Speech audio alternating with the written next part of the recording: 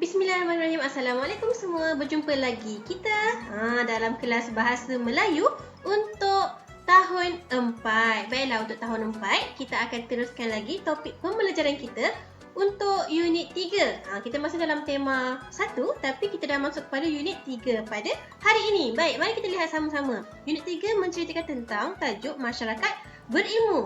Tengok pada tajuk je kita dah tahu dah. Ini menunjukkan bahawa masyarakat yang mempunyai ilmu. Jom sama-sama kita lihat apa yang berada di muka surat ini untuk unit 3 ni.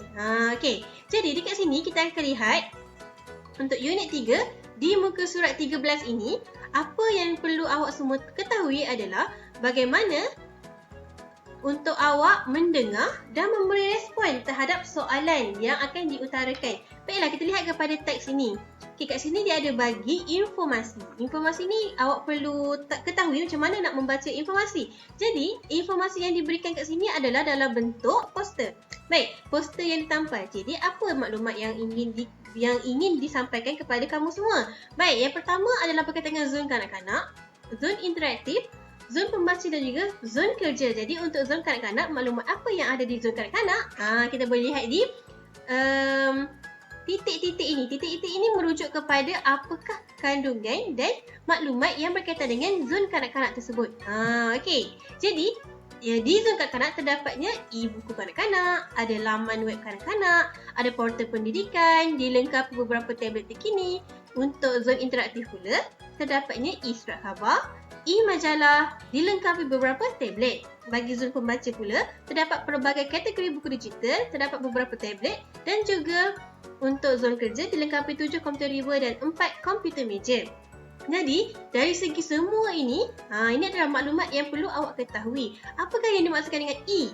E ni merujuk kepada elektronik. Jadi, elektronik ni adalah secara maya, secara atas talian, secara digital, bukan secara fizikal. Okay, sebagai contoh, buku teks kamu sekarang ini, yang cikgu pegang ni adalah buku teks fizikal. Sebab cikgu boleh pegang.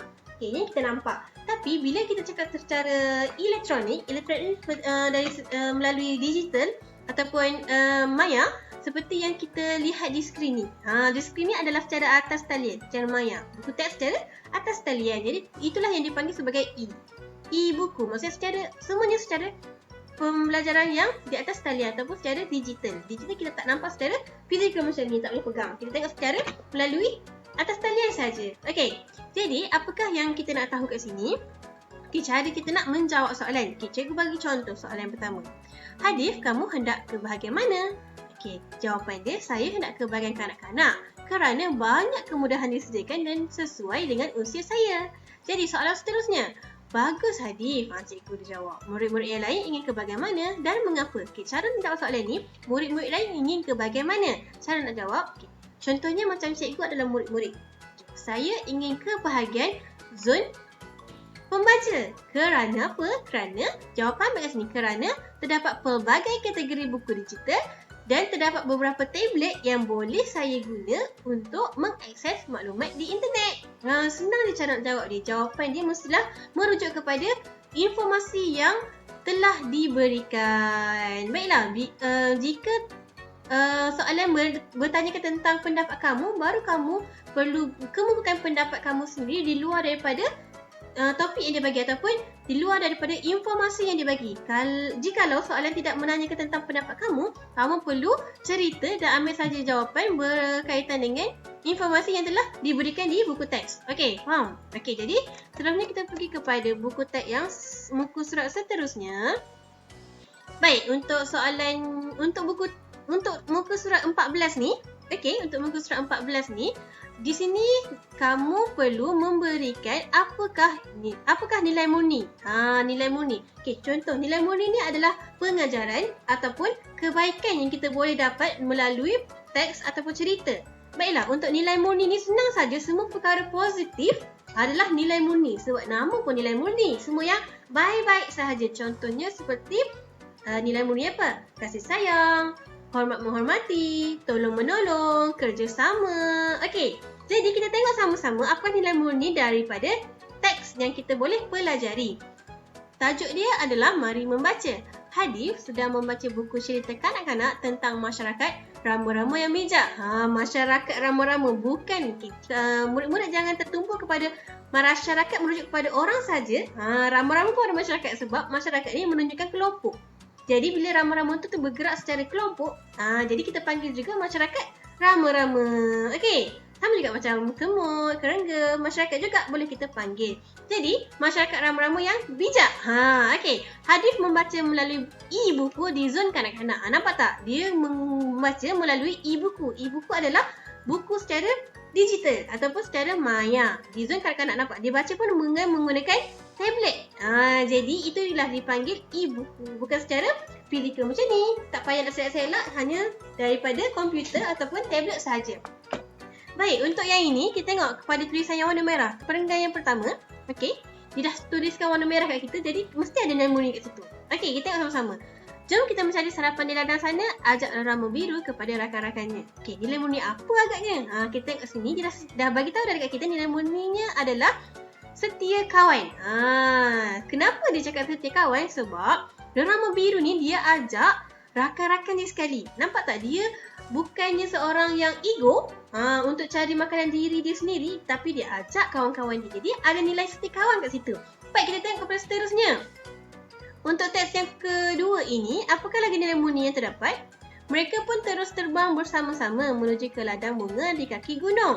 Agaknya nilai murni apa? Kat sini dia ada juga, kat sini kita bercakap dia ada nilai murni. Nampak tak dia cakap terbang bersama-sama menunjukkan semangat. Setia kawan pun ada juga nilai murni kat situ. Apa lagi nilai murni agak-agak selain setia kawan? Selain setia kawan, dia ada juga nilai murni kerjasama sebab dia bersama-sama untuk bekerjasama mencari makanan. Okey, jadi apa lagi nilai murni yang ada? Setia kawan, kerjasama dan bantu-membantu. Okey, tolong-menolong ataupun bantu-membantu. Ada 3 nilai murni yang kita boleh temukan daripada teks berwarna merah yang kedua ini. Okey, kita kepada teks yang ketiga. Kita boleh menolong bunga-bunga ini menyebarkan debunganya.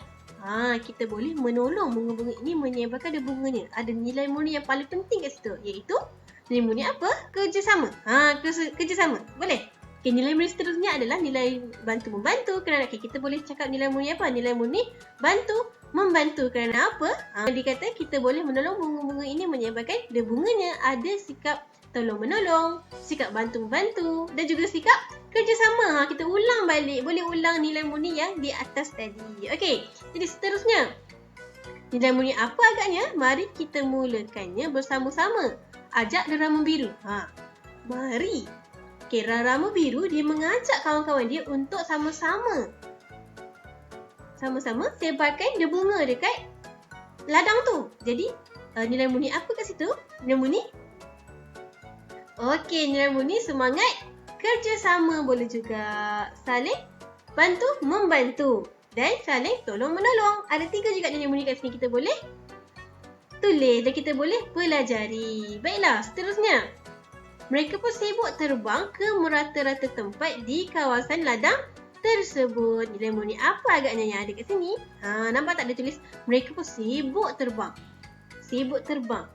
Nampak tak nilai kesungguhan ada kat situ? Baiklah, kat sini kita boleh cakap mereka ada nilai kesungguhan untuk menyebarkan debunga di kawasan ladang tersebut. Okey, nilai murni lain ada semangat kerjasama. Betul, mereka bersama-sama bekerjasama untuk menyebarkan debunga di kawasan ladang. Dan seterusnya, semangat setia kawan pun boleh juga sebab mereka bersama-sama juga.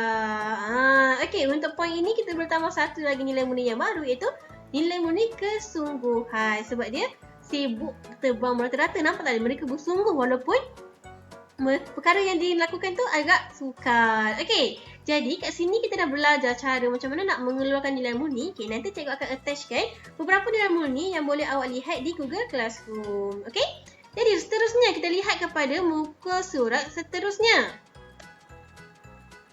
Untuk muka surat ini, bahasa kita, jiwa kita. Untuk yang ini, apa yang awak perlu ketahui adalah awak perlu membuat ayat dan cara untuk menyediakan perenggan. Okey, perenggan ni senang je. Perenggan ni, cara dia, awak kena buat beberapa ayat dahulu, baru untuk dijadikan perenggan. Sebagai contoh, okey, topik kat sini adalah bahasa kita, jiwa kita. Betul? Okey, tajuk dekat sini, dekat bahasa kebangsaan. Okay, dia bagi frasa dekat sini. Frasa pertama, ramai pengunjung. Frasa kedua, majlis perasmian. Frasa ketiga, teruja dan seronok. Ayat dia ada 3. Satu frasa dikira satu ayat. Okay, ayat pertama kita lihat. Ramai pengunjung datang ke majlis perasmian dekat bahasa kebangsaan. Ayat kedua, majlis perasmian tersebut sangat meriah. Ayat ketiga, saya berasa teruja dan seronok. Baiklah, bila kita dah buat ayat, secara automatik kita boleh buat perenggan. Cara dia macam mana? Perenggan adalah gabungkan je ayat-ayat tu tanpa ada nombor. Tak perlu tulis nombor ni. Kita hanya tulis ayat saja yang digabungkan seperti dekat bawah ni. Kita lihat bagaimana contoh perenggan ditulis. Okay, contohnya pada hari Isnin 25 Januari 2021 telah diadakan majlis perasmian dekat bahasa kebangsaan. Ramai pengunjung datang ke majlis perasmian dekat bahasa kebangsaan. Nampak? Dia ambil ayat pertama. Okey, lepas tu dia sambung terus dengan ayat kedua iaitu majlis perasmian tersebut sangat meriah. Sambung dia terus dengan ayat ketiga, saya berasa teruja dan seronok. Maka terhasillah perenggan. Senang je kan nak buat perenggan ni? Okey. Jadi cikgu nak awak semua buat latihan, okey, cara nak buat ayat dan juga perenggan berdasarkan aktiviti program yang kedua ni. Dia dah bagi 3 frasa, iaitu frasa pertama adalah banyak aktiviti, frasa kedua menyertai pertandingan dan frasa ketiga adalah sambutan menggalakkan. Awak buat dulu ayat macam dekat atas ni, buat 3 ayat. Kemudian kat bawah tu barulah awak salin semula ayat tersebut dalam bentuk perenggan. Okey?